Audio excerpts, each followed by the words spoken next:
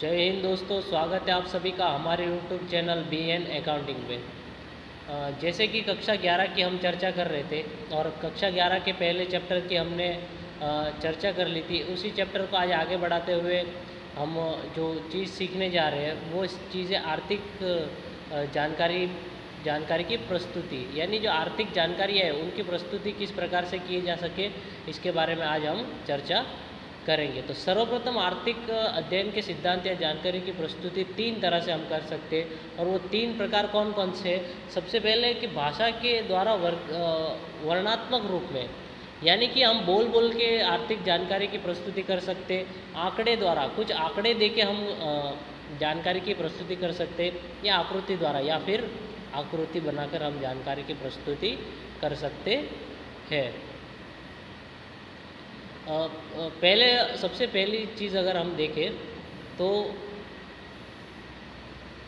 जैसे मांग के नियम में हम समझेंगे कि वस्तु की कीमत में कमी आने से वस्तु की मांग में विस्तार होता है। यह है भाषा के द्वारा वर्णनात्मक प्रस्तुति। यानी मैंने आपको बता दिया कि वस्तु की मांग में जब कमी आती है तो वस्तु की कीमत में जब कमी आती है तो वस्तु के मांग में क्या होता है, विस्तार होता है। यानी कीमत कम होती है तो मांग बढ़ती है। यह मैंने क्या आपको बोल के बता दिया।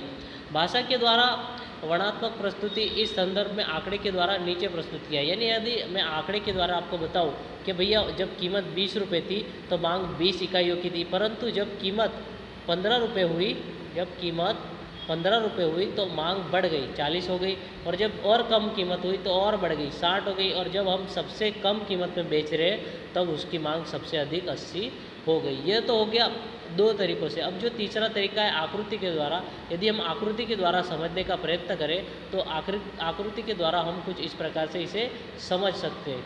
यानी यहाँ पे जो हमें दिया है वो वस्तु की कीमत दी है। वस्तु की कीमत आपको यहाँ देखने को मिल सकती है। यहाँ पे वस्तु की कीमत दी है और वस्तु की मांग यानी इकाई यहाँ पे दी है और कीमत यहाँ पे दी हुई है। अब सबसे पहले देखें कि जब कीमत 20 रुपये थी, यानी जब उसकी कीमत 20 रुपये थी तो उसकी जो मांग थी, जो उसकी मांग थी वो भी 20 इकाई थी, या उसकी मांग थी वो भी 20 इकाई थी।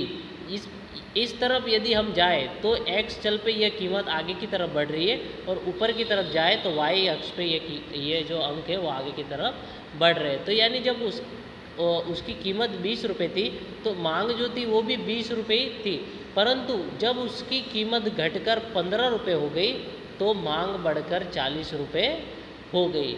अब वस्तु की कीमत और कम हो गई, यानी जब घटकर वो 10 रुपये हो गई तब उसकी मांग बढ़कर 60 इकाई हो गई। और जब वस्तु की कीमत सबसे कम, यानी कि जब घटकर मात्र और मात्र 5 रुपये हो गई तब उसकी जो मांग है वो सबसे अधिक 80 रुपये हो गई। अब ध्यान दीजिए, ये जो आलेख है ये आपके एग्ज़ाम में पूछा जाता है और 12th में 5 मार्क्स का 100% पूछा जाता है।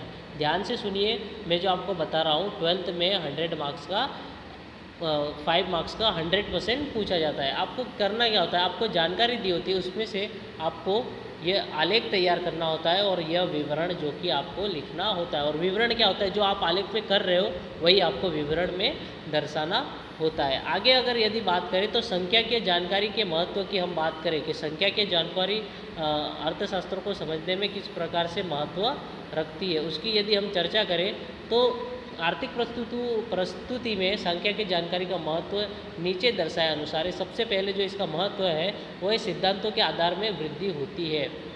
हमारे पास जो सिद्धांत होते हैं, अगर संख्या की जानकारी हमें मिल जाए तो इसके जो सिद्धांत होते हैं इसमें वृद्धि होती है। किस प्रकार से होती है, तो अर्थशास्त्र में दो आर्थिक चलों के बीच, दो आर्थिक चल यानी कोई भी दो चल ले लीजिए, जैसे कि हम एक चल ले लेते हैं मांग और दूसरा चल ले लेते हैं पूर्ति। इन दो चलों के बीच कार्य कारण के संबंधों की जांच करके सिद्धांतों को प्रस्तुत किया जा सकता है। जब आपके पास जानकारी हो तो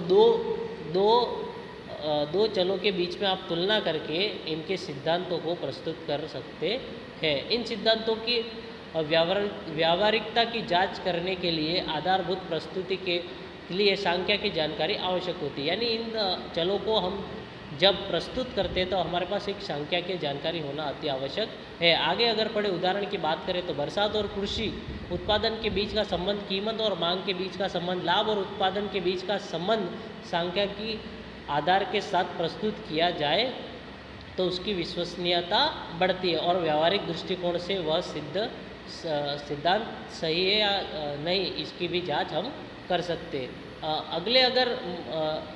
अगले अगर पॉइंट की बात करें, अगले अगर महत्व की बात करें तो अगला महत्व है दिशा और दशा का रुझान जानने के लिए दिए गए दो चलों के बीच वो किस दिशा में बढ़ रहा है और उसकी क्या दशा है, यह जानने के लिए हमारे पास संख्या की जानकारी होना बहुत ज़रूरी होता है। संपूर्ण अर्थतंत्र या उसके किसी एक क्षेत्र के रुझान किस प्रकार से किस दिशा में है, यह आंकड़े के द्वारा जाना जा सकता है। उदाहरण, राष्ट्रीय आय में कृषि क्षेत्र का हिस्सा क्रमशः घटता जा रहा है, भारत में होने वाली आय का प्रमाण बढ़ता जा रहा है, अर्थतंत्र में मुद्रापूर्ति बढ़ रही है, यह रुझानों और आंकड़ों के द्वारा जाना जा सकता है। आंकड़ों की दशा और दशा दोनों दर्शाते हैं अर्थतंत्र किस दिशा में जा रहा है, किस देश के साथ उसके आर्थिक व्यवहारों में बढ़ोतरी हो रही है, किस क्षेत्र में उत्पादन बढ़ रहा है, किस क्षेत्र में रोजगार के अवसर बढ़ रहे हैं, ये तमाम दिशा संख्या की जानकारी पर से ज्ञात की जा सकती है। इस प्रकार संख्या की जानकारी दशा और दिशा के रुझान जानने के लिए उपयोगी होता है। तुलना का अध्ययन, जब दो वस्तुओं के बीच में तुलना करनी हो तो सांख्यिकीय जानकारी, आंकड़ा की जानकारी आपके पास होनी चाहिए। सांख्यिकीय जानकारी का उपयोग तुलनात्मक अध्ययन के लिए अत्यंत उपयोगी सिद्ध होता है। स्थान और समय के रूप में तुलना आंकड़ों द्वारा की जा सकती है। भारत में ही 1951 की तुलना में 2015 में हमारे यहाँ आर्थिक क्षेत्र में कितने प्रमाण में परिवर्तन हुआ, यह विश्व में अमेरिका, चीन, ब्रिटेन की तुलना में हम कहाँ है, यह जानने के लिए जब आपके पास आंकड़े होते हैं कि चीन, यूएसए और इंडिया, इसमें कौन कितने क्रम पे है, यह जानना यदि आपको है तो आपके पास आंकड़ा की जानकारी होना अति आवश्यक है। संक्षिप्त प्रस्तुति के लिए, जब आप बड़ी बड़ी जानकारियों को छोटे से छोटे चित्र में प्रस्तुत करना चाहो तो आपके पास क्या होना चाहिए, आंकड़ा की जानकारी होना अति आवश्यक है, सांख्यिकीय जानकारी होना आवश्यक है। आर्थिक अध्ययन में लंबे वर्णन के बदले आर्थिक संदर्भों को संक्षिप्त और प्रतीकात्मक प्रस्तुति के लिए सांख्यिकीय जानकारी और आलेख अत्यंत महत्वपूर्ण है। सामान्य व्यक्ति भी समझ सके इस प्रकार प्रस्तुत की जाने वाली संख्या की जानकारी तुलना, रुझान और सिद्धांत की सचोट तथा संक्षिप्त प्रस्तुति करने के लिए आलेख की प्रथमदर्शी समझी जाती है। यानी आलेख से आप आसानी से चीज़ें समझ सकते हैं और इसके लिए आपको संख्या की जानकारी की आवश्यकता होती है। बड़ी बड़ी जानकारी मतलब एक पेज पे आप दर्शा सकते हैं।